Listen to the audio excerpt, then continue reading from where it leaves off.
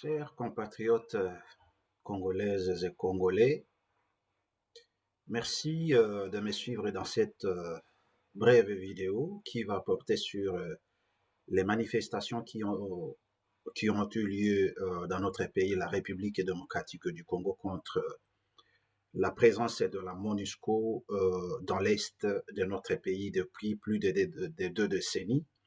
Une présence controversée présentement.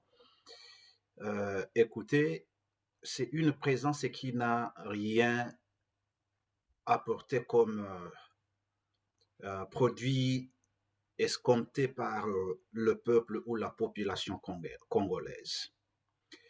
Indignée, meurtrie depuis des années, cette population s'est lancée à une manifestation à travers le pays, en commençant par l'Est bien sûr, contre la présence de la fameuse MONUSCO.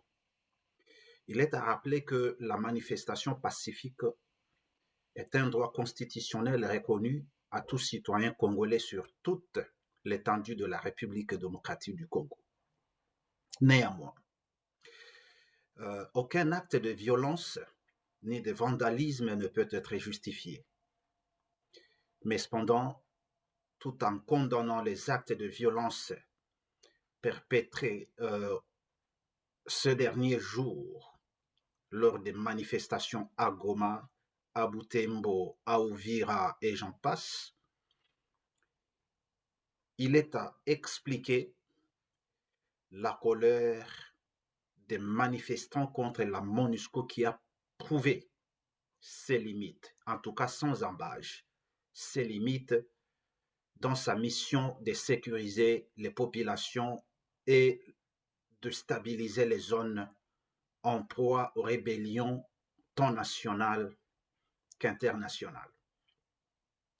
Après 22 ans de présence en RDC de cette fameuse MONUSCO, du contingent de l'ONU, il est important d'évaluer l'apport de cette force onusienne dont les missions ont plusieurs fois été renforcées, mais sans jamais obtenir de résultats significatifs ou des résultats escomptés, longtemps attendus par les peuples ou bien la population congolaise, plus particulièrement dans sa zone est. Elle avait été sollicitée pour aider la RDC à sécuriser et stabiliser le pays. Dès lors qu'elle ne remplit pas ou plus, si jamais elle l'avait rempli, sa mission telle qu'attendue, il y a de quoi s'interroger sur le bien fondé de sa présence en RDC. En effet, comment expliquer que des organisations des droits humains, loin du front bien sûr, ont pu se rendre compte de l'implication bien sûr des États voisins, pour n'en citer que le Rwanda, beaucoup plus particulièrement, et l'Ouganda, en soutien au mouvement terroriste du M23, comme l'ont attesté les FRDC et même certains partenaires, mais à notre grande surprise, que la MONUSCO se soit contentée de tenir un discours ambigu qui lui aura finalement desservi dans l'opinion nationale et aura contribué à exacerber la méfiance de la population congolaise vis-à-vis d'elle. Celle-ci a fini par considérer la MONUSCO comme un contributeur de l'enlisement de la situation à l'est de la République, bien sûr. Parce que vous savez, la position de la MONUSCO s'est désormais manifestée et d'aucuns considèrent désormais comme cette MONUSCO, bien sûr, comme n'est-ce pas, un corps ou bien un organe du corps envahisseur. Et c'est pourquoi ceci a indigné toute la population congolaise qui s'est lancée alors à des manifestations pour montrer sa colère et sa désapprobation. Pour une population bien sûr longtemps meurtrie, violée, violentée, déplacée, tuée, et pour laquelle chaque jour qu'elle vit pourrait être le dernier, il faut des égards lorsqu'on communique à son sujet. Il faut quand même une certaine retenue. Il faut une sagesse. Alors que l'Union africaine et l'ONU demandent au gouvernement congolais d'enquêter sur les incendies malheureux, pas les incendies, je m'excuse, les incidents malheureux ayant conduit à la mort de 3 casques bleus que nous déplorons par ailleurs, autant demandons au gouvernement de mener les mêmes enquêtes sur les circonstances qui ont prévalu au décès de plus d'une quinzaine de manifestants congolais à travers le pays et de traduire les auteurs en justice. Parce que, en tout cas, la vie humaine est sacrée. C'est beaucoup plus abusif, en tout cas, qu'ici on ne peut déplorer. On ne peut que déplorer, et on les veut bien, il faut les déplorer. Mais pourquoi ne déplorer que la perte de ce 3 ou combien de casques bleus pour ne pas faire mention d'aucune condoléance, occupation de la perte de ce Congolais dont nous n'allons citer que cette quinzaine-là qui a perdu sa vie durant ces manifestations. Sinon, il se compte en millions depuis les années 1996 sous les yeux et les su de cette fameuse MONUSCO. Ils ne sont là, ils ne déplorent, ils n'ont mot à dire.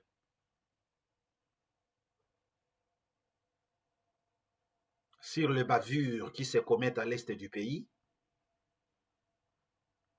que lorsqu'il y a un sujet onusien, un soldat de la MONUSCO, un sujet international qui d'une façon ou d'une autre est touché. C'est pourquoi vous voyez qu'avec la perte de 3 casques bleus, on en déplore trop. Comme si les millions de Congolais qui ont déjà perdu leur vie dans ces bavures qui n'ont que trop duré n'étaient que des cobayes. On en a trop avec cette hypocrisie à grande dose, à forte dose. Enfin, recommandons au gouvernement d'accélérer le processus si ça se doit. Le processus progressif de retrait de la mission onusienne, donc la MONUSCO, et de manière en tout cas prévisionnelle, mettre en place des mesures d'accompagnement de ces processus qui doit se dérouler dans le cadre formel établi, de manière sereine, apaisée et, n'est-ce pas, réfléchie, sans pour autant laisser envie de qui puisse servir aux ennemis qui ne jurent que par l'instabilité et la terreur dans la partie orientale de notre cher et beau pays, la République démocratique du Congo. En revanche, ou dans les cas échéants, nous appelons tout le peuple congolais, je le veux bien, enfants, hommes, femmes, jeunes et vieux, tous, de s'élever comme un seul homme pour une résistance pacifique.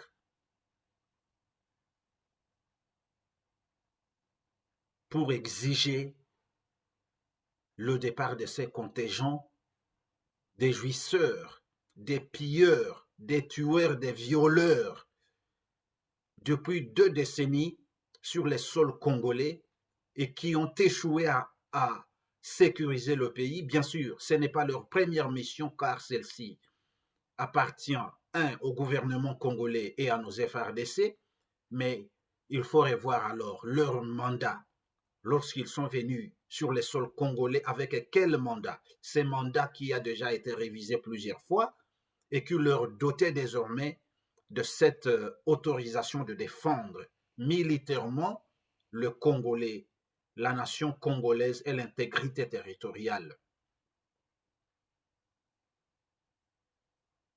Écoutez, chères Congolaises et Congolais,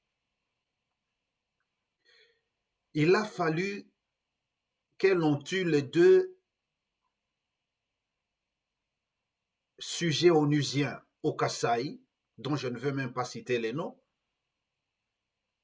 pour que la communauté internationale et la MONUSCO en particulier reconnaissent maintenant que le Kamwina Nsapu, bon, si c'était le cas, ou bien que la partie du Kasaï était désormais une proie à des tueries, à des barbaries. Donc, ils ne peuvent parler que quand il y a de pertes des leurs, parce que la perte de Congolais ne leur dit absolument rien. Le silence absolu de la communauté internationale le place désormais en complice. Et maintenant, un envoyé des États-Unis est en route pour la RDC et après au Rwanda. Quelle mission M. Blinken nous amène? Quel est l'agenda de ce petit voyage? Pendant seulement 7 ans. Le Rwanda est au pays, le Rwanda est au Congo, parle du M23 pour ne pas dire du FPR et de RDF, l'armée de Paul Kagame pour ne pas dire du Rwanda. C'est vraiment se rendre au moulin et ne pas vouloir y rentrer avec une petite poussière de farine.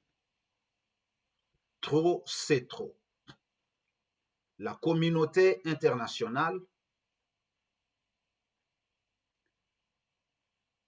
nous vous mettons à témoin désormais, parce que cette population longtemps délaissée à son propre sort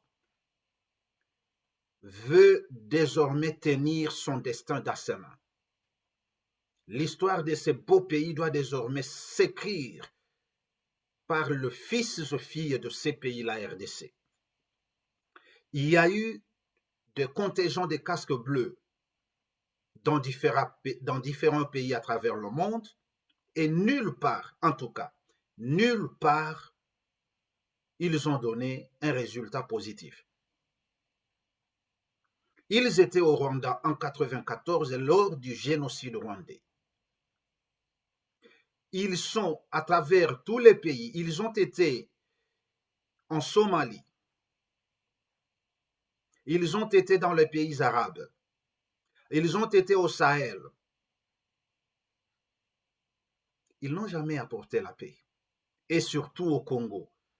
Il s'appelle un contingent de maintien de la paix. Mais ça, c'est bizarre. Comment peut-on prétendre maintenir quelque chose qui n'est pas là, qui n'existe pas? Quelle paix vous maintenez dans l'est de la République démocratique du Congo, où les gens se violent, se tuent, où le Rwanda pille, où le Rwanda en deuil le pays depuis des décennies, et ici vous n'osez même pas pointer le Rwanda d'un seul doigt. Trop c'est trop. Il faut que nous nous élevons alors. Il faut que nous nous libérons nous-mêmes, par nos mains, sans votre présence sur le sol congolais. Nous allons désormais, nous appelons toute la population congolaise à une manifestation, à une résistance pacifique jusqu'à obtention, écoutez, d'un retrait total, je dis bien total, de cette fameuse MONUSCO sur le Congo, sur le sol congolais. En tout cas, si nous vous demandions donc de nous faire votre bilan, le bilan de votre présence depuis que vous êtes sur le sol congolais, quelle en serait votre réponse? Et alors, il est temps que vous quittiez le Congolais. Il est temps que vous, les médiocres Onisiens, dégagez de notre pays, de nous foudre la paix alors, de nous laisser seuls nous occuper de notre pays et de notre advienne que pourra. Vous êtes un soutien moral, un soutien matériel, un soutien militaire à nombreux de ces groupes-là qui endeuillent le Congo. Et surtout, plus particulièrement, à nos pays voisins qui collaborent avec, ou aussi même qui collaborent avec ce groupe armé, en l'occurrence le mouvement terroriste du M23. Voilà, c'était une brève vidéo que je voulais faire pour appeler tout Congolais, tout citoyen, tout patriote à la résistance. Et quand cela ne tient pas, à la prochaine fois, nous allons appeler toute la population à une désobéissance civile. Nous appelons Fachi, celui qui joue le rôle du président dans ces pays,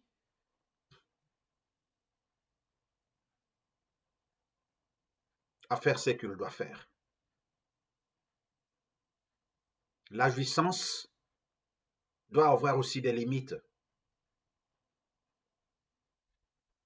Le peu que tu as fait risque d'être englouti par tout ce que vit la population congolaise ces derniers jours. En tout cas, c'est trop. C'est trop. On va mourir jusqu'à quand? Vous êtes parti chercher de la force, vous êtes parti chercher du soutien auprès de nos égorgeurs au sein de la communauté des pays de l'Afrique de l'Est. Mais ça, c'est le manque de quoi? Je ne veux pas en tout cas utiliser des gros mots ici, mais il est irréversible que vous ne savez pas à quelle jambe vous jouez. Vous ne savez même pas à quelle jambe vous vous tenez.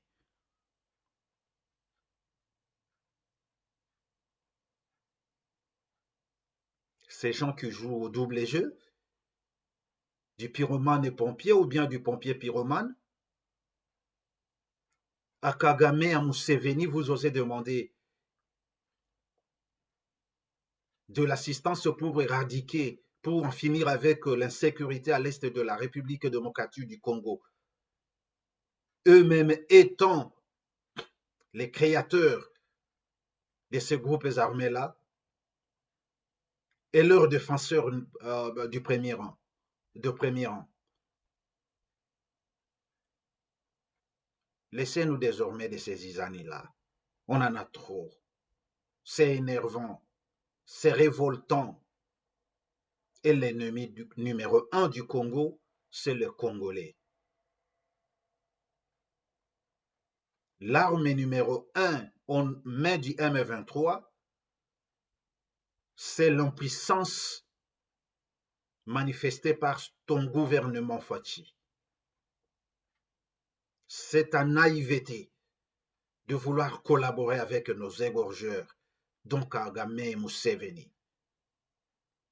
Le temps nous en dira trop et le temps mettra chacun à sa place. Que vive le Congo, que vive la RDC, que vive le pays de Patrice Emery Lumumba et Kimpa Vita. Merci de m'avoir suivi. N'hésitez pas de vous abonner à cette chaîne. N'hésitez pas de partager cette émission pour une large diffusion et n'hésitez cependant pas de nous liker. Vos commentaires sont les bienvenus. Travaillons pour un Congo uni, un Congo libre, un Congo prospère, un Congo qui défend ses droits et ses valeurs sur le terrain international. Merci beaucoup et à plus tard.